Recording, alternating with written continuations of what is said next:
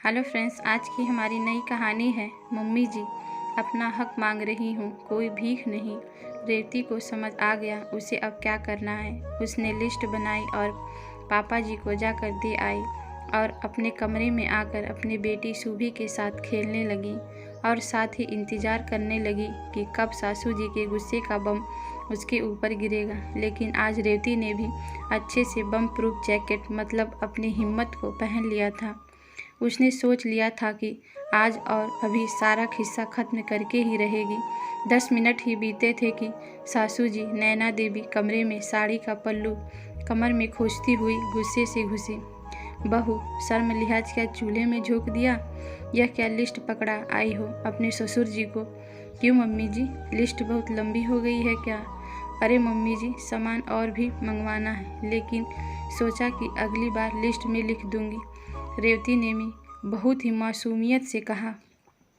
दिमाग खराब हो गया है क्या? कभी सुना है कि एक बहू ने ससुर से यह सब सामान मंगवाया हो? क्या यही संस्कार तुमने सीखा है? एक बहू को यह सब शोभा नहीं देता। अरे ये सामान तुम खुद मंगवा सकती थी, या तुम मुझसे कहती मैं मंगवा देती, या फिर रिंकी यानी ननद ला देती। नैना देवी का पारा चढ़ता ही जा रहा था। मम्मी जी, आप शायद भूल रही हैं कि मैंने आपसे 2 दिन पहले ही कहा था कि मुझे कुछ ज़रूरी सामान मंगवाने हैं, तो आपने ही कहा था कि संडे को तुम्हारे पापा जी बाज़ार जाएंगे तो ले आएंगे। अभी मेरे पास पैसे नहीं हैं और मैं खुद कैसे मंगवा सकती हूँ, जबकि आपके बेटे ने मुझे आपके ही कहने पर 1 रुपया भी नहीं दिया। कुछ याद आया मम्मी जी? रेवती ने सासू जी को याद दिलाया।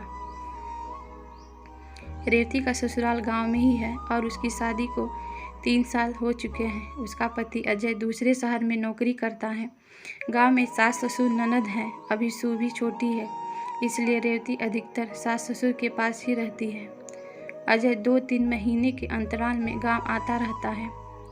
जाते समय सासू जी रेवती और बेटी सुभी के खर्चों के नाम पर अपने लिए अजय से मोटी रकम ले लेती हैं। रेवती जब अपने लिए पैसे अजय से मांगती है तो नैना देवी चीनी की बोरी बन जाती हैं और कहती हैं, क्या करोगी तुम पैसे लेकर?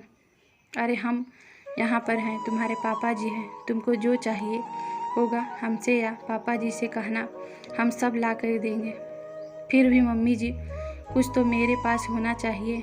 ऐसी बहुत सी ज़रूरतें होती हैं, वो आप लोगों से कैसे मंगवा सकती हूँ? और सुभी का भी सामान है, आपने भी तो इनसे पैसे लिए हैं। रेवती नैना देवी को समझाने की कोशिश करती है। ओ, अब समझी, हम तुमको इस बात से जलन हो रही है कि मेरे बेटे ने अपनी सैलरी मुझे दे दी। और फिर नैना देवी का इमोशनल नौटंकी चालू हो गया। देखा बेटा, मैं तुमसे कह रही थी कि बहू और रिंकी में मैं कोई फ़र्क नहीं करती, लेकिन तुम्हारी बीवी मुझे माँ नहीं समझती। कोई बात नहीं बेटा, इसके मन की तसल्ली के लिए इसे 100 रुपये दे दे। और फिर अजय से पर्स लेकर उसमें से 100 रुपये निकाल कर रेवती के हाथ में रख दिया। मम्मी जी, अपना हक मांग रही हूँ, कोई भीख नहीं, ये पैसे भी आप ही रख लीजिए। और रेवती ने 100 रुपये वापस कर दिए। वैसे तो रेवती अपनी और अपनी शुभी की ज़रूरतों की सारा सामान अजय से मंगवा लेती, लेकिन कितना और कब तक का? कुछ न कुछ सामान कम ही हो जाता और उसके पास पैसे भी नहीं रहते कि वो खुद मंगवा ले। उस समय उसे नैना देवी के आगे मिन्नतें करनी पड़ती है। लेकिन मजाल है कि नैना देवी 1 पैसा भी खर्चे के लिए रेवती को दे दें।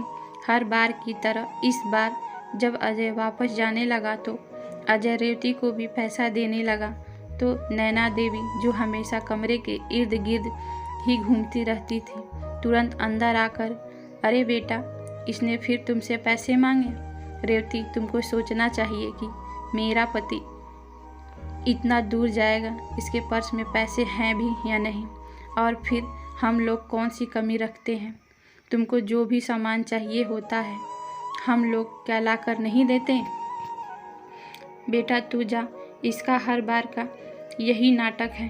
रेवती, जब मम्मी पापा तुमको किसी चीज़ की कमी नहीं रखते तो तुम हर बार रोना क्यों रोती हो?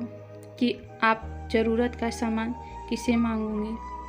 शुक्र करो कि तुमको मम्मी जैसी समझदार और केयरिंग सास मिली है। अजय ने रेवती को ही डांट दिया। इस बार रेवती को समझ आ गया उसे अब क्या करना है। उसने लिस्ट में अपने body lotion, hair removal cream के साथ सैनिटरी पैड भी लिख दिया।